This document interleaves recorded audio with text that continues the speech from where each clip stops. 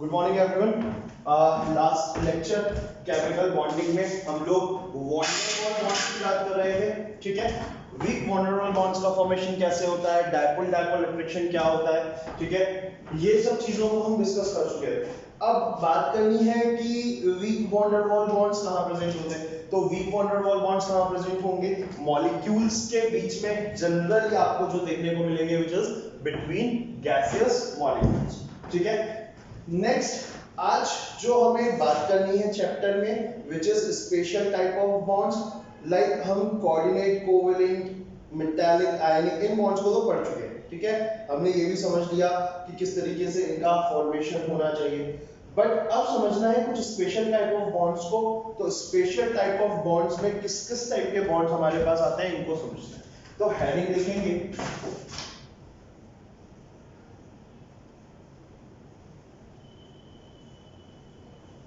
Special type of bonds. Special type of bond में सबसे पहला फिनोमिना जो आता है हमारे पास which is of back bonding,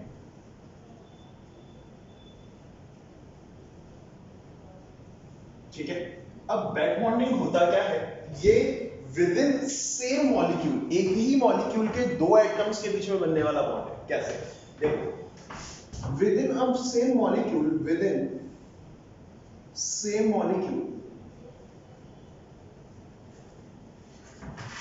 one atom have tendency to donate lone pair while central atom have vacant orbital. In such case,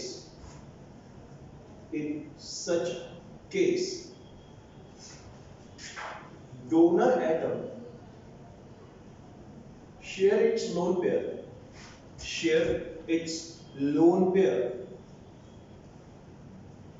with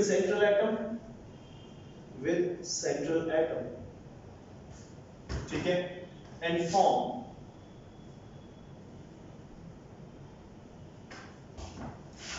a bond known as pi backbone, ठीक है। अब एक और चीज जो कंडीशन आपको ध्यान रखनी है, दिस बॉन्ड इज फॉर्म्ड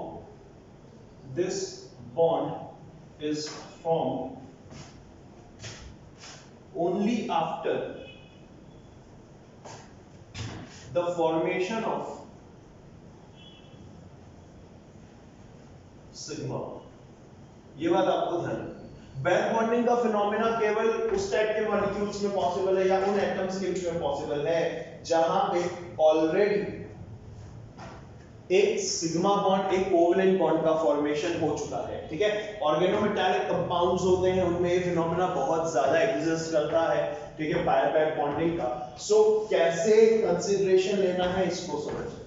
सबसे पहले एग्जांपल लेते हैं हम BF3 के लिए।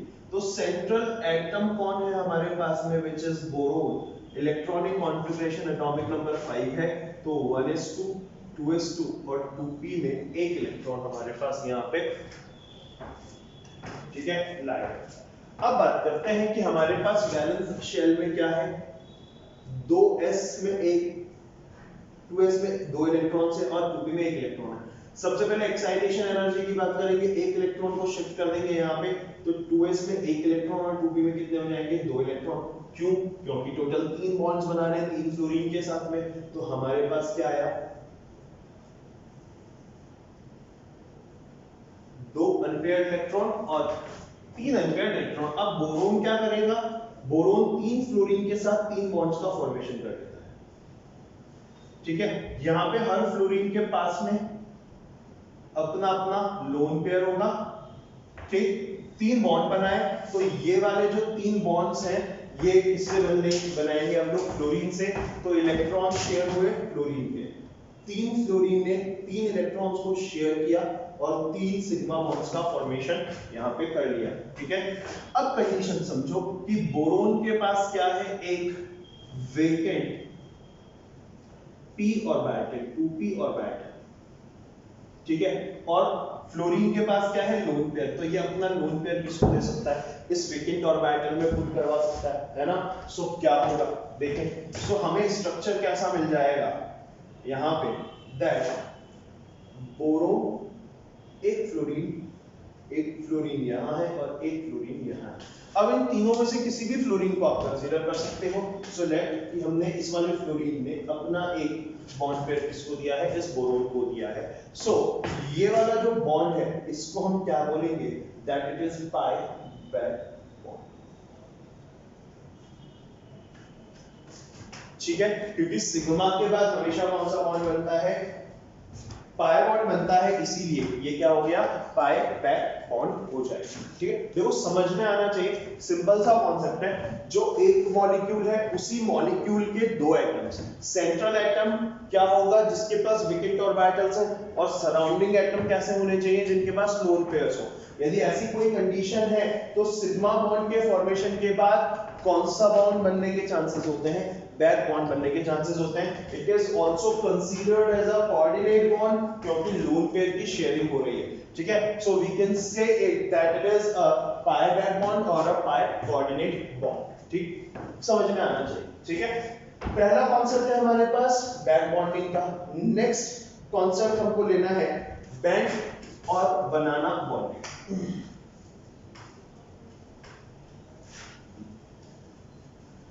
बैंड बॉन्डिंग या फिर बनाना बॉन्डिंग, दोनों में डिफरेंस समझना ताकि क्लियर हो कि बैक बॉन्डिंग और बैंड या बनाना बॉन्डिंग में क्या डिफरेंस होता है, ठीक है। तो सेकंड ले रहे हैं हम लोग बैंड और बनाना बॉन्डिंग,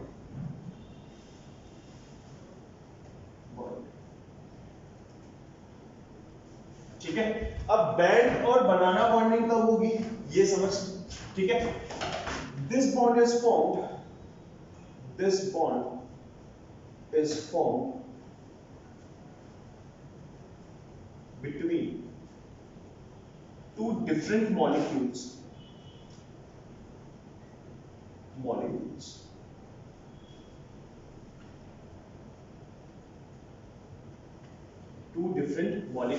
ठीक है। किस तरह से होता है इसमें देखते हैं, atom of one molecule have lone pairs which will going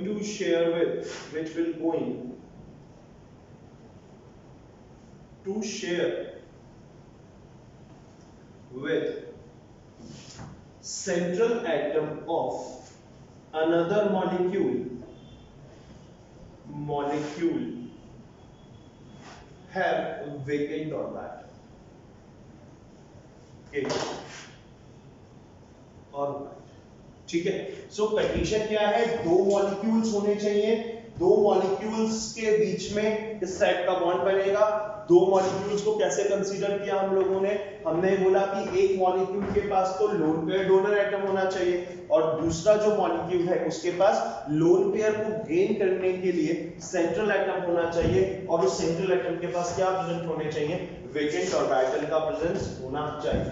अब इस टाइप के बॉन्ड्स को यदि हम बैंड बॉन्डिंग या बनाना बॉन्डिंग की बात करें तो कितने टाइप के बैंड बॉन्ड्स या बनाना बॉन्ड्स बन सकते हैं उसको देख लेते हैं, ठीक है।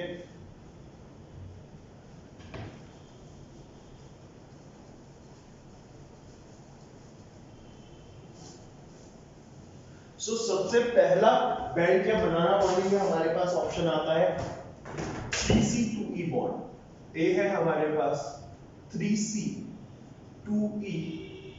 बॉन्ड। इसको आप कैसे ध्यान रखेंगे, ये होता है 3 सेंटर 2 इलेक्ट्रॉन्स बॉन्ड, ठीक है। मतलब तीन एटम्स के बीच में कितने इलेक्ट्रॉन शेयर हो रहे हैं, दो इलेक्ट्रॉन्स की शेयरिंग हो रही है। फॉर एन एग्जांपल हमने लिया BH3 को, ठीक है, इस वाले हाइड्रोजन के पास बॉन्ड पेयर है, ये वाला बॉन्ड पेयर है और ये वाला बॉन्ड पेयर है, ठीक है। सो सेकंड वाले आइटम को ले लेते हैं which is boron, hydrogen, hydrogen and hydrogen, ठीक है। अब होगा क्या, हाइड्रोजन के पास तो लोन पेयर्स नहीं होते, तो हाइड्रोजन क्या करता है, अपने इन दोनों इलेक्ट्रॉन्स को किससे शेयर करवाना चालू कर देगा, इस वाले बोरोन के साथ में शेयर करवाना चालू कर देता है। सिमिलरली ये वाला जो हाइड्रोजन, इन तीनों में से बोरोन का जो भी एक हाइड्रोजन होगा वो अपने बॉन्ड पेयर को किसके साथ शेयर करेगा, दूसरे वाले मॉलिक्यूल के बोरोन के साथ में शेयर करेगा। ऐसा क्यों करेगा, क्योंकि इन दोनों के पास ही क्या प्रेजेंट है, वैकेंट ऑर्बिटल्स प्रेजेंट है। इस वाले बोरोन के पास भी अपना एक वैकेंट ऑर्बिटल है और इस वाले बोरोन के पास भी अपना एक वैकेंट ऑर्बिटल है। अब कंडीशन चेंज हो जाएगी, कैसे, ये वाला बॉन्ड ब्रेक होगा तो ये वाला जो हाइड्रोजन है ये इस वाले बोरोन को क्या दे रहा है, अपना बॉन्ड पेयर शेयर कर रहा होगा, ठीक है। इसको ऐसे समझो, ये वाला जो हाइड्रोजन है ये इस वाले बोरोन के साथ अपना बॉन्ड पेयर शेयर कर रहा होगा। सिमिलरली ये वाला जो हाइड्रोजन है ये इस वाले बोरोन के साथ अपना बॉन्ड पेयर शेयर कर रहा होगा। कब, जब ये वाला बॉन्ड ब्रेक होगा तो ये किधर शिफ्ट हो जाएगा, ये वाला बॉन्ड शिफ्ट हो जाएगा इस वाले प्लेस पे और ये वाला जो बॉन्ड है ये शिफ्ट होगा इस वाले प्लेस, ठीक है। सो यहाँ पे सेम रहनी है चीजें। इस टाइप का जो स्ट्रक्चर है ये बना के देता है आपको B2H6, इसको हम बोलते हैं डायबोरेन, ठीक है। सो ये जो बॉन्ड्स हैं ये कंटिन्यूअस मैनर में रोटेट होते रहते हैं। अब इनकी जो स्ट्रक्चर की बात करें तो इनका जो स्ट्रक्चर है वो किसका होता है, बनाना का जैसा होता है, इसीलिए इसको हम क्या बोलते हैं, ब्रिज बॉन्डिंग, ब्रिज बॉन्ड या फिर बनाना बॉन्ड, ठीक है। Due to the structure of such type of bonds they are known as banana bonds या फिर ब्रिज बॉन्ड्स। अब यहाँ पे हुआ क्या, देखो दो इलेक्ट्रॉन्स थे, केवल दो ही इलेक्ट्रॉन्स हैं हमारे पास ये वाले बॉन्ड पेयर के, लेकिन शेयर किसके बीच में हुए, मान लेते हैं ये C1 है, ये C2 है और ये क्या है, C3 है और ये भी क्या हो गया, C2। अब मैं दोनों में से किसी भी पाथ को ले सकता हूं। सो बोरोन बॉन्ड हाइड्रोजन, ठीक है, ये हो गया C1, ये C3 है और ये C2 है और इनके बीच में C1 C2 के बीच में दो इलेक्ट्रॉन है और यहां पे भी एक बैक बॉन्ड बना, तो ये इलेक्ट्रॉन कहां शिफ्ट हो रहा है, इस वाले पे। तो हमारे पास 3 सेंटर और 2 इलेक्ट्रॉन है, इसीलिए बॉन्ड क्या कहलाता है, 3 सेंटर 2 इलेक्ट्रॉन बॉन्ड कहलाता है, ठीक है। समझ में आना चाहिए, बहुत इजी से टॉपिक्स होते हैं, टिपिकल नहीं है, ठीक है। नेक्स्ट देखते हैं 3 सेंटर 4 इलेक्ट्रॉन बॉन्ड्स को। अब यदि हमने बोला कि सिग्मा बॉन्ड ब्रेक होके रिलोकेट होता है, यहां पे क्या किया हमने, सिग्मा बॉन्ड को जो बोरोन हाइड्रोजन के बीच में सिग्मा बॉन्ड बना हुआ था उसको हमने रिलोकेट करवा दिया, है ना। सो यहां पे अब समझना है सेकंड वाला case in which we are going to say that we have 3 centres but 4 electrons we have, ठीक। तो देखते हैं सेकंड केस, सेकंड केस है हमारे पास में 3 centre 4 electron bond, 3 centre 4 electron bond. अब इस टाइप का जो एग्जांपल है वो किसमें मिलेगा हमको, BF3 में, मतलब जो सराउंडिंग एटम है उसके पास लोन पेयर होना चाहिए, ठीक है। कैसे, ये है हमारे पास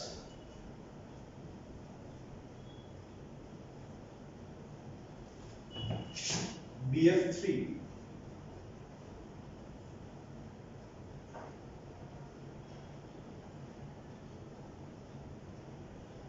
अब अगेन इस बोरोन के पास अपना एम्प्टी ऑर्बिटल है, इस वाले बोरोन के पास भी अपना एक एम्प्टी ऑर्बिटल है। इन फ्लोरीन्स के पास में अपने अपने लोन पेयर्स कैरी होंगे, ठीक है।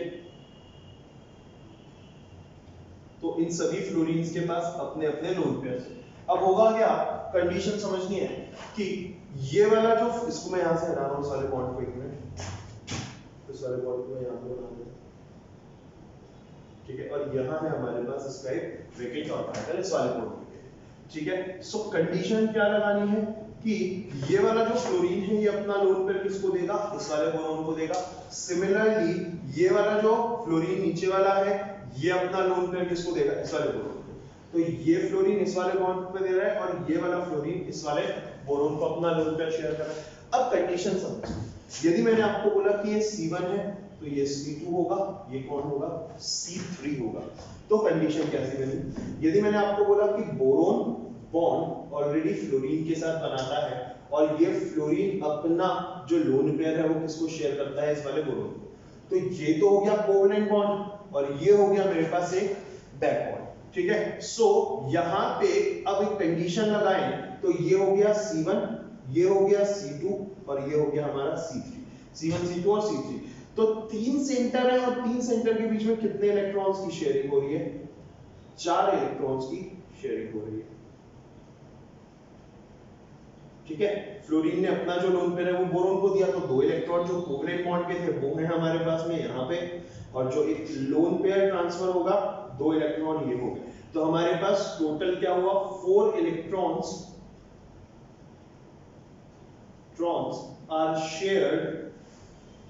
are shared between 3 atoms।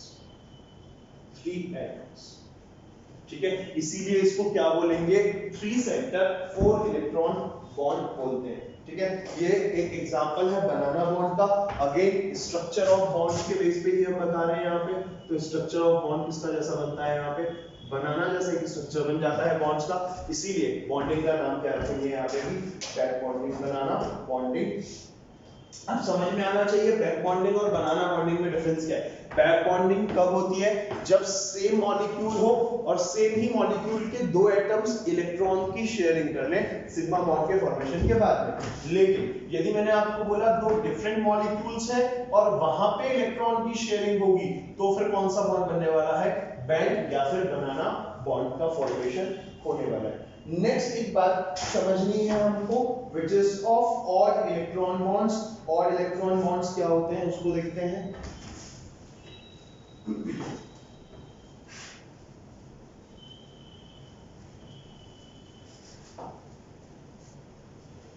odd electron bonds देखते हैं। आई होप ये दोनों केसेस आपको समझ में आए होंगे। ठीक है,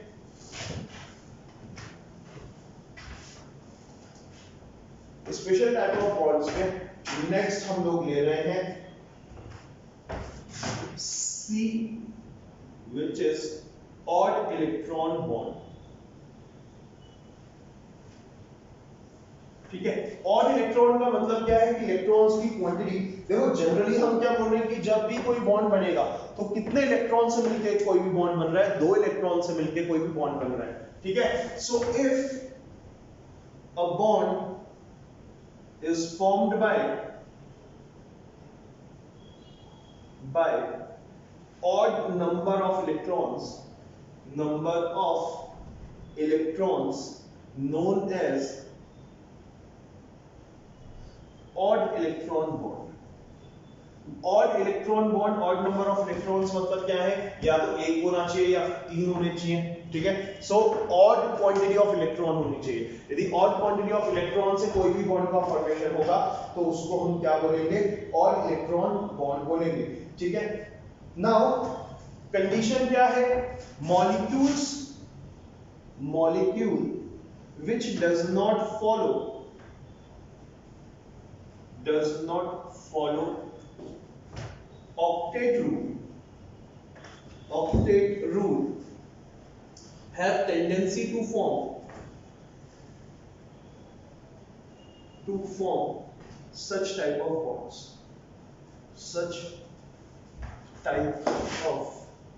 bonds। ठीक है, और ऑड इलेक्ट्रॉन बॉन्ड के फॉर्मेशन को जो थ्योरी एक्सप्लेन कर सकती है which is molecular orbital theory। molecular orbital theory से आप ऑड इलेक्ट्रॉन बॉन्ड को इजीली एक्सप्लेन कर सकते हैं, ये चीज ध्यान रखिए। नाउ कंडीशन लिखनी है कि condition of odd electron bonds क्या होती है। ठीक है, सो देखते हैं conditions of odd electron bond. Condition of odd electron bonds. ठीक है, कि ऑड इलेक्ट्रॉन बॉन्ड्स के फॉर्मेशन की क्या कंडीशन होनी चाहिए। So electronegativity difference should not be greater than 0.5। तो डेल्टा En जो होगा electronegative difference should not be greater than should be, या फिर मैं लिख देता हूं should be less than 0.5 या equal to 0.5 होना चाहिए। फर्स्ट कंडीशन है हमारे पास जो हम दो एटम्स ले रहे हैं उन दोनों के बीच का इलेक्ट्रोनेगेटिव डिफरेंस क्या होना चाहिए 0.5 या फिर उससे कम होना चाहिए, ठीक है।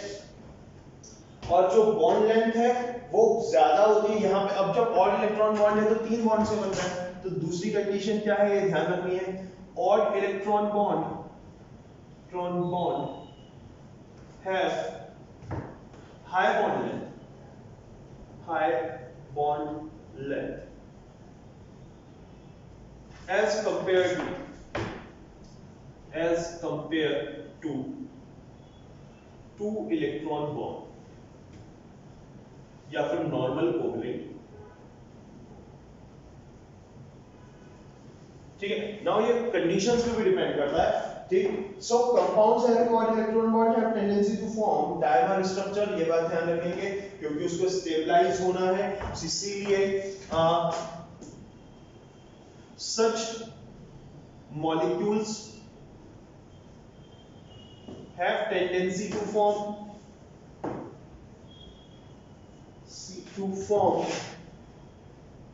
dimer structures।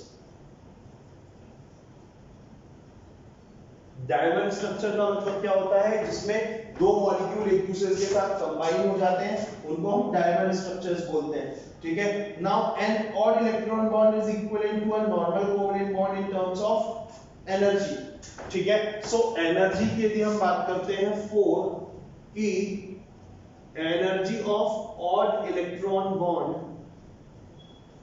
इक्वल होती है हाफ ऑफ एनर्जी ऑफ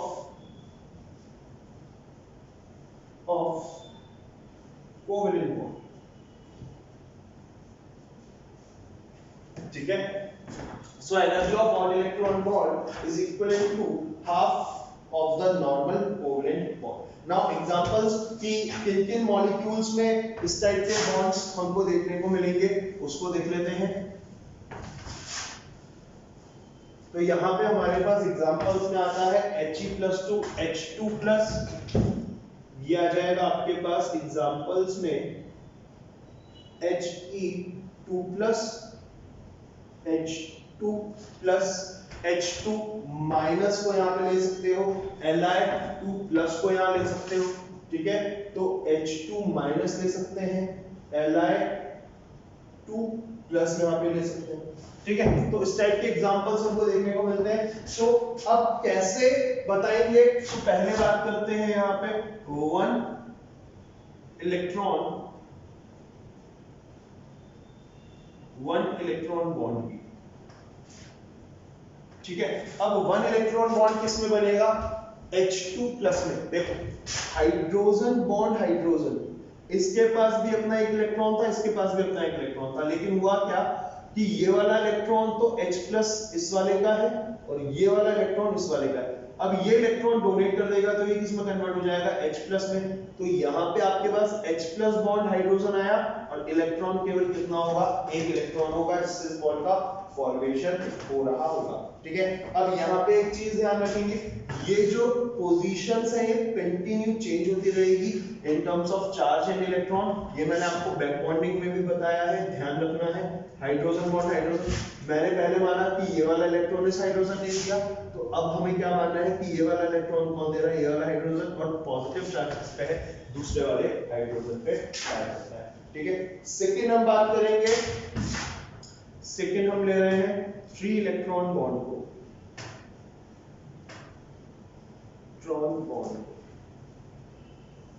ठीक है।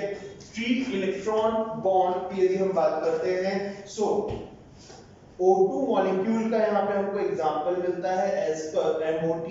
यदि हम मॉलिक्यूलर ऑर्बिटल थ्योरी की बात करेंगे, ठीक है, तो मॉलिक्यूलर ऑर्बिटल थ्योरी के अकॉर्डिंग हमें क्या पता लगता है कि जो ऑक्सीजन है और जो दूसरा ऑक्सीजन है, इन दोनों के बीच में एक कोवेलेंट बॉन्ड है और 3 इलेक्ट्रॉन्स की ये लोग शेयरिंग कर रहे हो।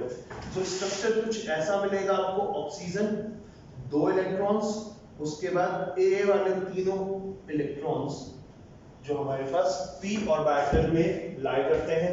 एंड यहाँ पे एक चीज ध्यान रखें, और electron bonds can only be explained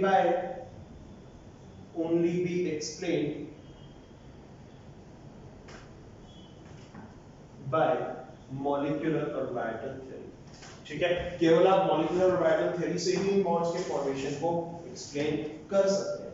ठीक, तो ये है कुछ चीजें, कुछ basic concepts in the type of bonding, special type of bonds कैसे होते हैं, क्या होते हैं, किस तरह से इनके फॉर्मेशन को हमें समझना होता है।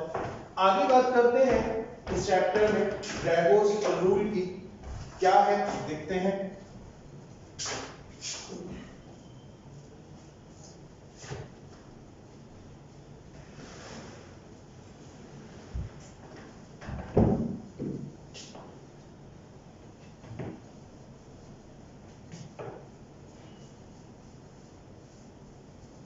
ड्रैगोस रूल किन एलिमेंट्स के लिए अप्लाई होता है, वो है हाइड्राइड्स।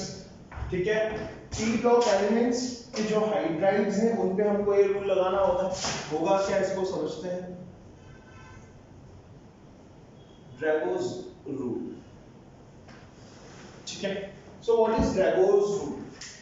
ये हमें समझाता है बॉन्ड एंगल्स का वेरिएशन। क्या बताएगा आपको? Explain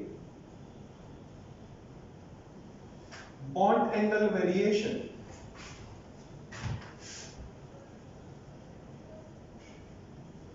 in hydrides of group 14, 15, 16 elements। ठीक है, क्या बताता है? Bond angle variation in hydrides of group 14, 15, 16 elements having period number 3 or below। ठीक है, 3 और 3 से नीचे के जो एलिमेंट्स हैं, अब यदि 3 और 3 से नीचे के जो पीरियड नंबर 3 है और पीरियड नंबर 3 से नीचे के जो एलिमेंट्स हैं उनकी बात करते हैं, तो हमारे पास यहाँ पे एग्जांपल्स लिख सकते हैं, which is of PH3, ASH3, SBH3। ठीक है, सो एग्जांपल्स यहाँ पे हम ले सकते हैं, H2S ले सकते हो। ठीक है, ये हो जाएगा आपके पास में H2S, H2SE से H2TE। ठीक है, या फिर इन एलिमेंट्स की मुझे यहाँ पे बात करनी है, तो इन एलिमेंट्स में किस तरह से डिफरेंस आता है, वेरिएशन आता है बॉन्ड एंगल में, उसको हमें किससे समझना है? ड्रैगोस रूल से समझना है। ठीक है,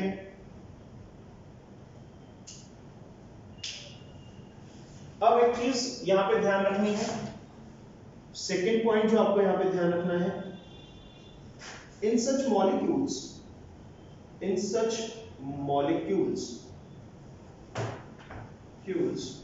ऑर्बिटल एनर्जी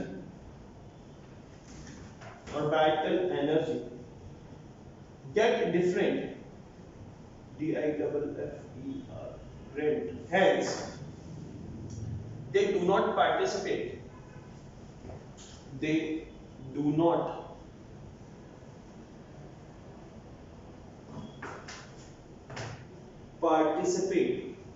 in hybridization।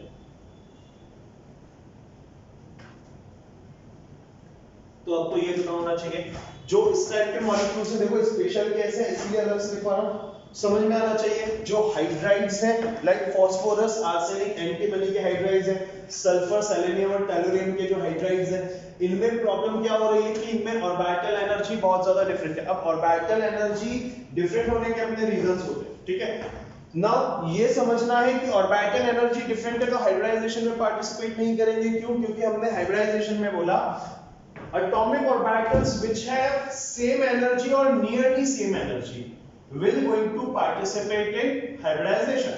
लेकिन यदि atomic orbitals की एनर्जी में बहुत ज्यादा वेरिएशन आ जाएगा तो वो हाइब्रिडाइजेशन में पार्टिसिपेट नहीं करेंगे। उस टाइम पे हमको किसकी बात करनी है, ड्रैगोस रूल की हमें बात करनी है। सो इन सच केस किस तरीके से हमको कंसीडरेशन लेना है इसको समझते हैं। सो कंडीशन है at least one lone pair should be present on central atom. Conditions क्या है उनको समझ लेते हैं। सो ड्रैगोस रूल के लिए कंडीशंस लगानी है। ड्रैगोस रूल की कंडीशन क्या है, one, there should be at least one lone pair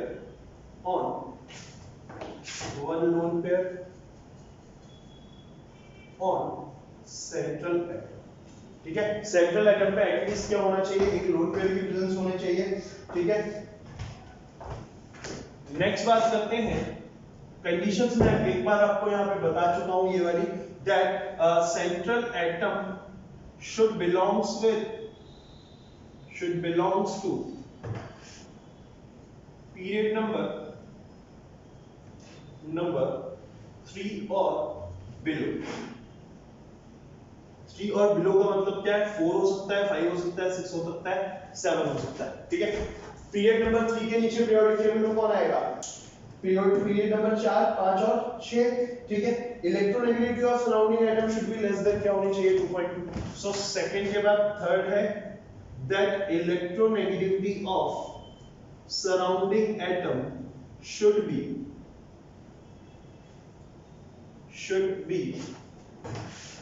less than 2.2। ठीक है, तो ये कंडीशंस है हमारे पास।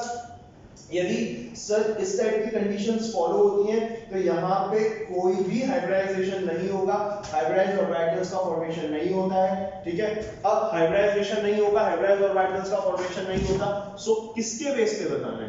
ठीक है, तो ये कंडीशन ध्यान रखेंगे। In such case bonds are formed by overlapping of atomic orbitals due to which bond angle become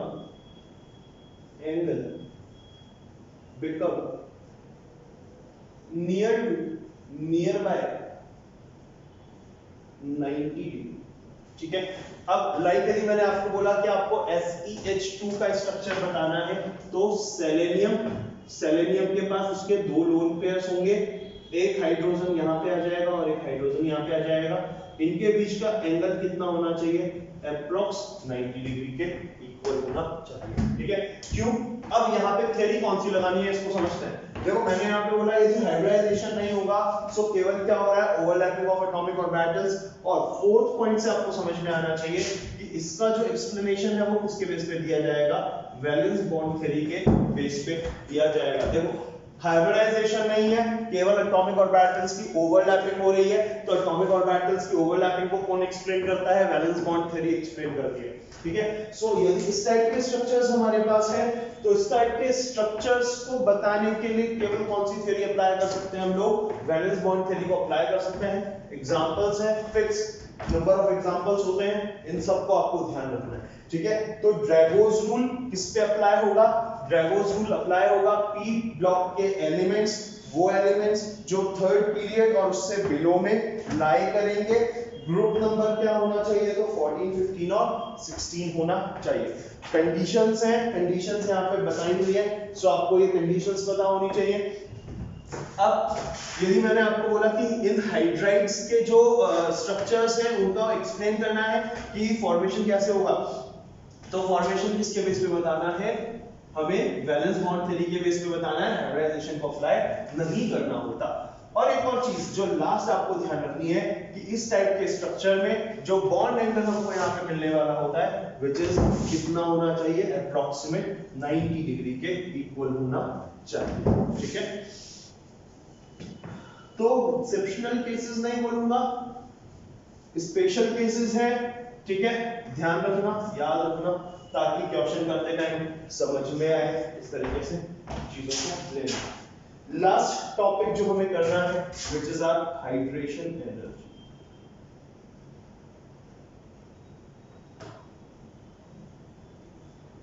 अब बात करनी है दो चीजों की कि हाइड्रेशन एनर्जी क्या होती है।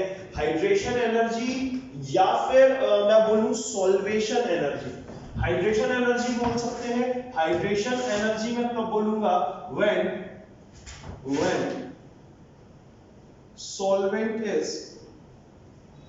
solvent is H2O, ठीक है। लेकिन यदि मेरे को बोलना है सॉल्वेशन एनर्जी के बारे में, तो फॉर एनी सॉल्वेंट,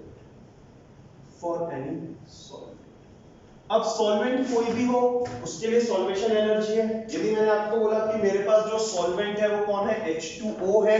सॉल्वेंट मतलब एक ऐसा लिक्विड जिसमें आप किसी अनदर सब्सटेंस को मिक्स करने वाले, ठीक है। लाइक यदि मैंने आपको बोला कि मैं NaCl को, नमक को मिक्स करूंगा H2O में, तो क्या मिलेगा, Na plus aqueous plus Cl minus aqueous, ठीक है। अब कंडीशन सोचो, NaCl के पास क्या था, लैटिस एनर्जी थी, क्योंकि ये लैटिस का फॉर्मेशन करता है। लैटिस एनर्जी को ब्रेक, अब यदि मुझे इसको आयंस को ब्रेक करना है तो मुझे क्या चाहिए, लैटिस एनर्जी चाहिए। भाई NaCl क्या बनाता है, एक लैटिस स्ट्रक्चर का फॉर्मेशन करता है। अब यदि लैटिस स्ट्रक्चर को ब्रेक करना है तो एनर्जी भी किसके बराबर चाहिए, लैटिस एनर्जी के बराबर चाहिए, है ना। अब कंडीशन समझते हैं। मैंने बोला कि मैं यदि बात करता हूं हाइड्रेशन एनर्जी की, तो सबसे पहले प्रोसेसेस क्या-क्या होते हैं। दो तरह के प्रोसेस होते हैं, एक है डिसोल्यूशन और एक है डिसोसिएशन। डिसोल्यूशन एंड डिसोसिएशन, दोनों प्रोसेस में डिफरेंस क्या है ये समझना है। तो डिसोल्यूशन होता है फॉर कोवेलेंट मॉलिक्यूल, ठीक है, और डिसोसिएशन होता है फॉर आयोनिक कंपाउंड्स, ठीक है। अब जो कोवेलेंट मॉलिक्यूल्स हैं उनके पास क्या होनी चाहिए, have tendency to form hydrogen bond,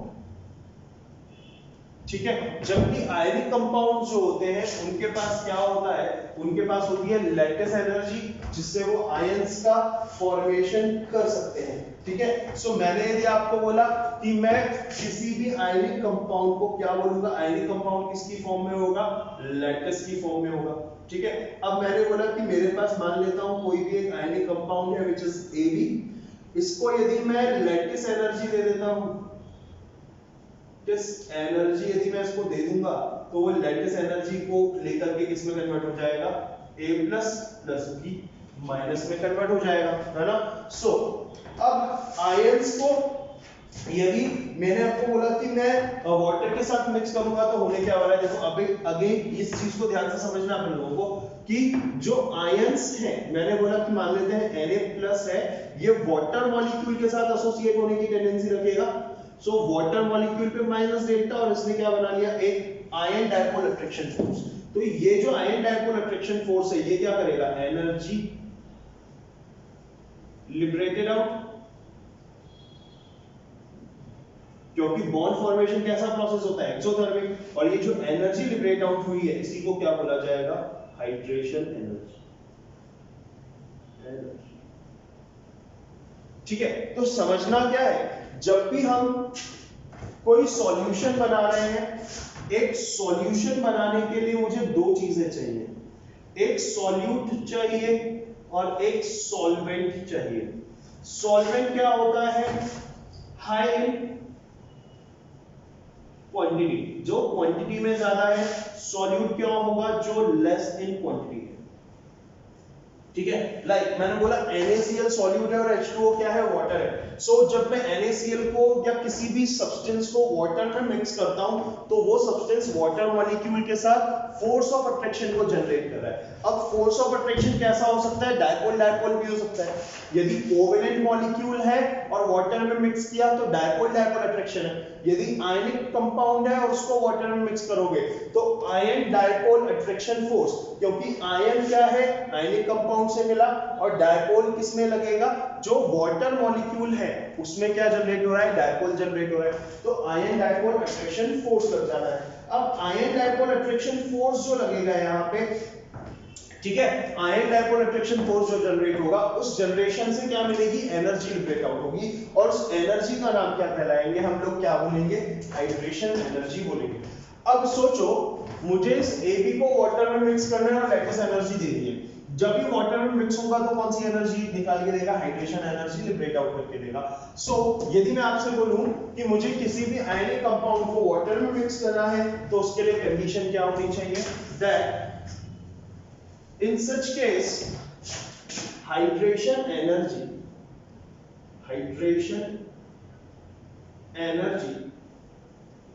should be greater than lattice energy।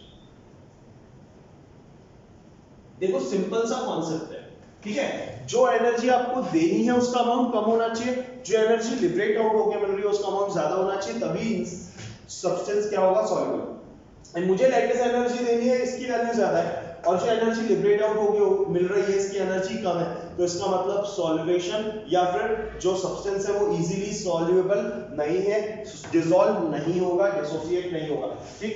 अब यदि मैंने आपको बोला कि मैं कोवेलेंट बॉन्ड्स के लिए बात करता हूं, सो कोवेलेंट बॉन्ड्स में इजीली डिसोसिएट, यदि इजीली डिसॉल्वेशन की बात करनी है तो इजीली डिसॉल्व कब होंगे वो लोग, जब उनमें हाइड्रोजन बॉन्ड बनाने की टेंडेंसी होनी चाहिए, या फिर उनके बॉइलिंग पॉइंट्स कैसे होने चाहिए, हैविंग लो बॉइलिंग पॉइंट्स, ठीक है। Boiling points, sorry molecular weight क्या होना चाहिए, सॉरी बॉइलिंग पॉइंट नहीं, मॉलिक्यूलर वेट क्या होना चाहिए उनका, कम होना चाहिए। सो हैविंग टेंडेंसी, दूसरा लो मॉलिक्यूलर वेट, यदि मॉलिक्यूलर वेट कम है तो वो सब्सटेंस वाटर में इजीली डिसॉल्व हो जाएगा, और थर्ड की बात करते हैं स्मॉल इन साइज, जो मॉलिक्यूलर साइज है वो कैसा होना चाहिए, कम होना चाहिए। लेकिन यदि मैं आयनिक कंपाउंड के लिए बात करूंगा तो आयनिक कंपाउंड में सिंपल सा फिनोमेना लगाना है कि जो हाइड्रेशन एनर्जी है उसका अमाउंट ज्यादा होना चाहिए, और जो लैटिस एनर्जी है उसका अमाउंट क्या होना चाहिए, कम होना चाहिए, तो हम हाइड्रेशन एनर्जी की बात करते हैं। तो आपको समझ में आना चाहिए हाइड्रेशन एनर्जी क्या होती है। किसी भी सब्सटेंस को जब आप वाटर में मिक्स करोगे, हाइड्रेशन का मतलब किससे आएगा, वाटर से। यदि आप किसी भी सब्सटेंस को वाटर में मिक्स करेंगे तो जो सब्सटेंस है और जो वाटर मॉलिक्यूल्स है उनके बीच में फोर्स ऑफ अट्रैक्शन जनरेट होता है। फोर्स ऑफ अट्रैक्शन जनरेट होता है तो उस रीजन से, लाइक मैंने मान लिया कि अल्कोहल है, देख लेते हैं CH3 bond, oxygen bond, hydrogen है। ऑक्सीजन पे चार्ज कौन सा रहने वाला है, माइनस डेल्टा, हाइड्रोजन पे क्या रहेगा, प्लस डेल्टा। अब यदि मैंने आपको वाटर मॉलिक्यूल दिया तो वाटर मॉलिक्यूल क्या होता है, ऑक्सीजन बॉन्ड हाइड्रोजन, तो ये है प्लस डेल्टा और ये है माइनस डेल्टा, तो ये वाला हाइड्रोजन इस ऑक्सीजन के साथ में और ये वाला ऑक्सीजन इस हाइड्रोजन के साथ में बॉन्ड बनाएगा। अगेन अब ये क्या है, कोवेलेंट मॉलिक्यूल है और ये भी एक कोवेलेंट मॉलिक्यूल है, इन दोनों के बीच में जो फोर्स ऑफ अट्रैक्शन लगेगा वो क्या लगेगा, डायपोल अट्रैक्शन फोर्स लगने वाला है ना। सो डायपोल अट्रैक्शन फोर्स लगेगा तो अगेन कुछ अमाउंट ऑफ एनर्जी रिलीज होगी, जो अमाउंट ऑफ एनर्जी रिलीज होगी उसी को क्या बोला जाएगा, हाइड्रेशन एनर्जी। तो सिंपल सा फंडामेंटल है, आप किसी भी सब्सटेंस को ले उसको वाटर में मिक्स करेंगे तो जो amount of energy liberate out होगी है due to ion dipole attraction force और डायपोल अट्रैक्शन फोर्स, उस अमाउंट ऑफ एनर्जी का नाम क्या है, हाइड्रेशन एनर्जी। अब यदि मैं सॉल्वेंट में वाटर को चेंज कर देता हूं, वाटर को हटा देता हूं, उसकी जगह कोई दूसरा सॉल्वेंट ले लेता हूं, लाइक बेंजीन मैंने ले लिया, अल्कोहल मैंने ले लिया, तो उस केस में उस एनर्जी का नाम हाइड्रेशन एनर्जी से चेंज होगी, क्या रख देंगे हम, सॉल्वेशन एनर्जी रख देंगे, ठीक है। अब बात करते हैं सॉल्युबिलिटी क्या होती है। So solubility of substance T in H2O की बात कर रहे हैं हम लोग यहाँ पे। Solubility in H2O is directly proportional to percentage of ionic carry, किसी भी सब्सटेंस में आयनिक कैरेक्टर जितना ज्यादा होता है उसकी वाटर में सॉल्युबिलिटी उतनी ज्यादा होती है। यहाँ पे जो फिनोमिना काम करता है उसको हम बोलते हैं like dissolves like. Like dissolves like का मतलब होता है यदि पोलर सॉल्यूट है तो वो इजीली मिक्स हो जाएगा किसमें, पोलर सॉल्वेंट में। यदि नॉन पोलर सॉल्यूट है तो वो इजीली मिक्स किसमें होगा, नॉन पोलर सॉल्वेंट में मिक्स होगा। It is inversely proportional to percentage of covalent character, ठीक है। Also inversely proportional to lattice energy and directly proportional to hydration energy, ठीक है। सो ये है रिलेशन सॉल्युबिलिटी के लिए। यदि सॉल्युबिलिटी होती है तो सॉल्युबिलिटी को कैसे बता सकते हैं, वाटर में किसी भी सब्सटेंस का सॉल्युबल होना किस बात पे डिपेंड करेगा, पोलैरिटी पे। तो यहां पे ये चीज ध्यान रखेंगे, यदि मैंने आपको बोला कि सॉल्यूट प्लस सॉल्वेंट को कंसीडर करना है तो सॉल्यूट यदि नॉन पोलर होगा तो उसके साथ में सॉल्वेंट भी कैसा चाहिए, नॉन पोलर चाहिए। यदि मैंने आपको बोला कि सॉल्यूट पोलर है तो इसका मतलब सॉल्वेंट भी कैसा चाहिए मेरे को, पोलर चाहिए। इस फिनोमेना को बोलते हैं हम लोग लाइक डिसॉल्व्स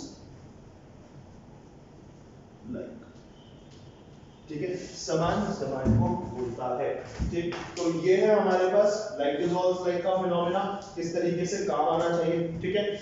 सो यहां तक आपको समझ में आना चाहिए। आज जो जो हमने टॉपिक पढ़े हैं, हाइड्रेशन एनर्जी क्या होती है, सॉल्वेशन एनर्जी क्या होती है, हाइड्रेशन एनर्जी कहां से जनरेट होती है, यदि मुझे किसी भी आयनिक कंपाउंड को वाटर में मिक्स करना है तो मेरे पास क्या कंडीशन है, दैट लैटिस एनर्जी का अमाउंट कम होना चाहिए as compare to hydration energy. दूसरा, हम लोगों ने स्पेशल टाइप ऑफ बॉन्ड्स पढ़े जिसमें हमने फ्रैंक बॉन्डिंग, बनाना बॉन्डिंग, ठीक है, बैक बॉन्डिंग क्या होती है ये हमने देखा है। ये सब वो टॉपिक्स हैं जो बहुत रेयर केस में आपको देखने को मिलेंगे बट हमें पता होने चाहिए, ठीक है, क्योंकि कई बार क्वेश्चंस में इस टाइप के एक्सेप्शनल केसेस को पूछ लिया जाता है। तो इनको अच्छे से पढ़ लेंगे, एक बार समझ लेंगे। इस टॉपिक में और कुछ प्रॉब्लम आती है आपको यहाँ तक तो पूछ सकते हैं, डिस्कस कर सकते हैं। क्वेश्चंस सॉल्व करने हैं हम लोगों को केमिकल बॉन्डिंग के, वो हम करेंगे। टिल देन इतना कीजिए, बाकी कुछ प्रॉब्लम है तो डिस्कस कर लीजिएगा, बाकी करते हैं नेक्स्ट लेक्चर में।